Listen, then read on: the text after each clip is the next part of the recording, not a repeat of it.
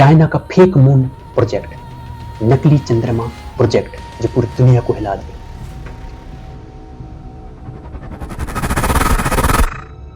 यह बात 2018-19 की है जब चाइना ने एक ऐसी शॉकिंग प्लान को रिवील किया जिससे पूरी दुनिया हिल गया।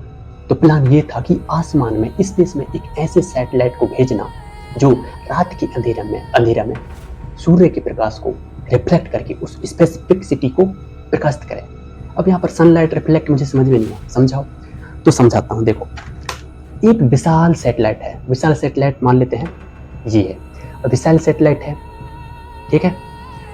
अब यहाँ से सूर्य की प्रकाश आता है और इस विशाल सैटेलाइट से टकराता है और उस सिटी को प्रकाशित करता है, ठीक। आने की पृथ्वी से 100 किलोमीटर की ऊंचाई पर स्थापित एक ऐसी विशाल सैटेलाइट जो असली मून नहीं बल्कि चाइना के द्वारा भेजा गया एक आर्टिफिशियल सैटेलाइट होगा। इसका यूज क्या होगा? इसका पर्पस क्या है? इसका पर्पस ये है कि हमारी जो इलेक्ट्रिसिटी, बिजली पर जो डिपेंडेंसी है वो कम हो जाएगा।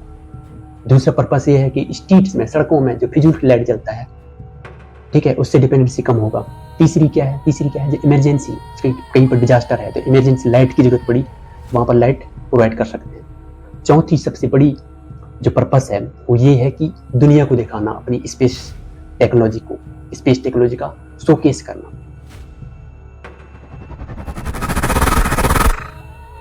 हानि क्या है? हानि ये है कि इससे जो बर्ड्स हैं, जो पक्षियां हैं, वो कंफ्यूज हो जाएंगे, एनिमल प्रभावित होंगे इससे, और मानव का जो स्लीप साइकिल है वो भी प्रभावित होगा। और सबसे बड़ी प्रभाव ये है कि जो ये सैटेलाइट है ना, स्पेसिफिक जो सिटी पर लंबे समय तक, कम से कम 12 घंटे तक उजाला प्रकाशमान नहीं दे सकता। क्यों? कारण ये है कि यह पृथ्वी के ऑर्बिट में स्थापित है, यानी कि पृथ्वी से 100 किलोमीटर की ऊंचाई पर ही स्थापित किया जाएगा। इसका मतलब क्या है? कि कंटिन्यूसली मूव करेगा। तो ये कि किसी स्पेसिफिक सिटी पर कुछ समय तक, 1 घंटे से लेकर कुछ सेकंड तक ही प्रकाश दे सकता है। ये इसकी हानि है। अब सोचो, फ्यूचर में यदि सभी देश अपनी आर्टिफिशियल मून स्थापित करने लगे तो क्या रात जैसी तो बात ही नहीं रहेगी। वो बात अलग है कि नॉर्वे जैसे कंट्री में 6 महीने की रात होता है, 6 महीने के दिन होता है, लेकिन एशिया में, चाइना में, इंडिया में इस प्रकार